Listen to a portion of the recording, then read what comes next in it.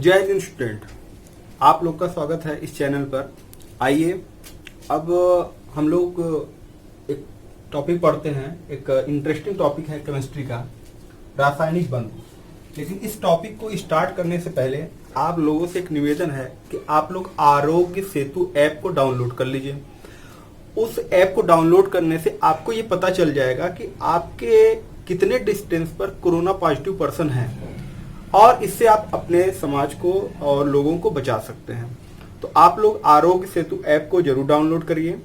Download करते ही आपका distance पता चल जाएगा और ये भी पता चल जाएगा कि आप सुरक्षित हैं कि नहीं। उस ऐप से आपको ये पता चल जाएगा, तो आप लोग जरूर डाउनलोड करिए। तो चलिए हम लोग स्टार्ट करते हैं। आप एक इंटरेस्टिंग टॉपिक, रासायनिक बंध।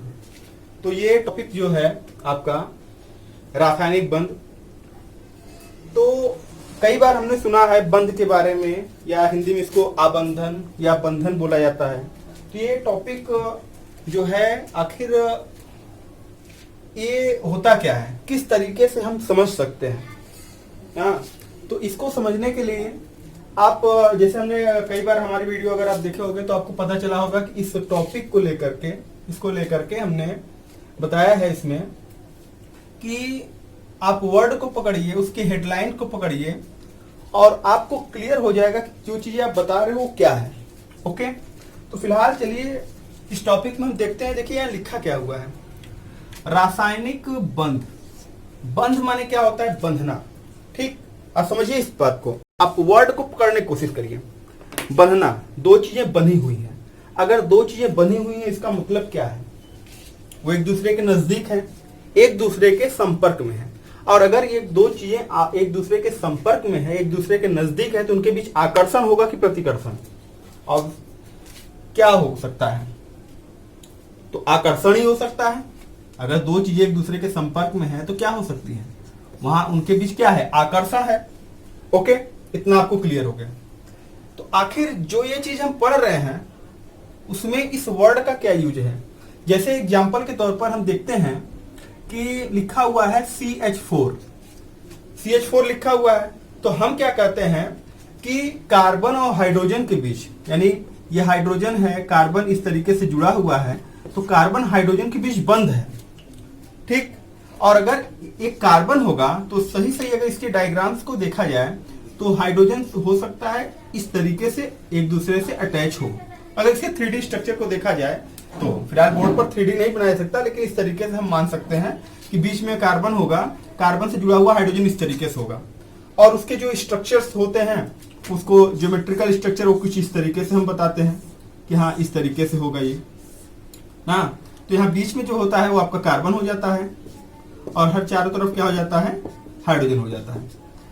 फिलहाल तमाम चीजें हैं, हम लोग यहाँ पर ये देख रहे हैं कि ये रासायनिक बंध किसे कहते हैं। अब इन वर्ड को पकड़ करके आप बहुत अच्छे से बता सकते हो कि रासायनिक बंध क्या है, क्योंकि कई जगह पर हमने देखा कि रासायनिक बंध के प्रकार बताए गए, उनके डिफिनीशन बताए गए, लेकिन रासायनिक बंध किसे कहते हैं इसके डिफिनीशन को बहुत सी जगहों पर नहीं बताया गया और पूछा जाता है तो बता नहीं पाते हैं। तो फिलहाल आज यहाँ पर आपको ये क्लियर हो जाएगा कि रासायनिक बंध किसे कहते हैं।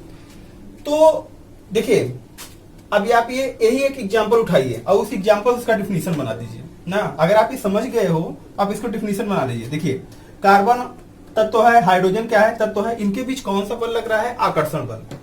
तो तत्वों के मध्य लगने वाले आकर्षण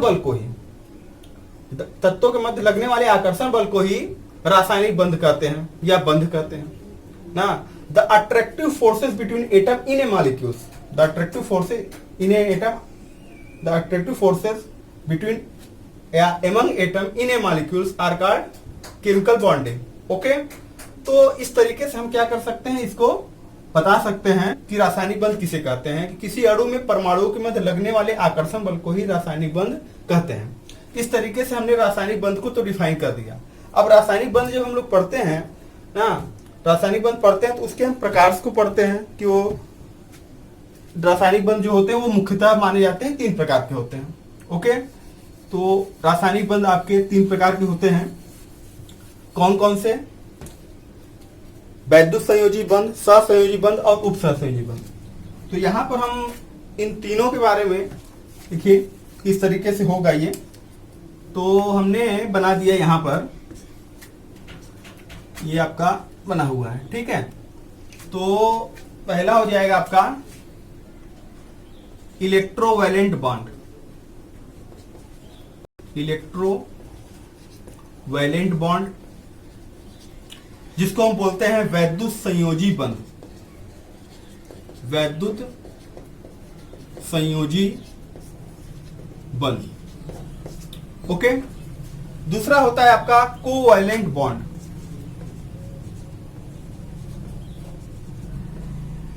कोवैलेंट बॉन्ड। ओके, इसको बोलते हैं सहसंयोजी बंध,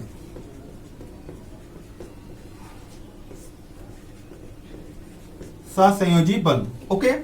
उसके बाद होता है coordinate bond, coordinate bond. Coordinate bond माने होता है उप सहसंयोजी बंध,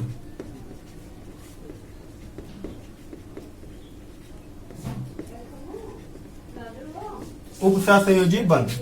ओके, ये तीन टाइप के हो गए आपके, वैद्युत संयोजी बंध, सहसंयोजी बंध और उप सहसंयोजी बंध।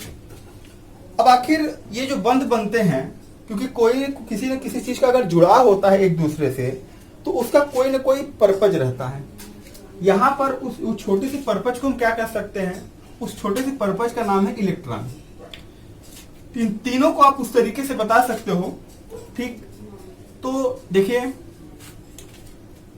यहां पर क्या होता है, यहां पर होता है इलेक्ट्रॉनों का स्थानांतरण, इलेक्ट्रॉनों का स्थानांतरण यहां पर होता है। उसके बाद आप देखोगे यहां पर क्या होगा, इलेक्ट्रॉनों का परस्पर साझा, इलेक्ट्रॉनों का परस्पर साझा।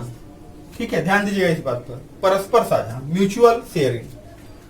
और इधर आप आयोगे इलेक्ट्रॉनों का एक तरफा साझा,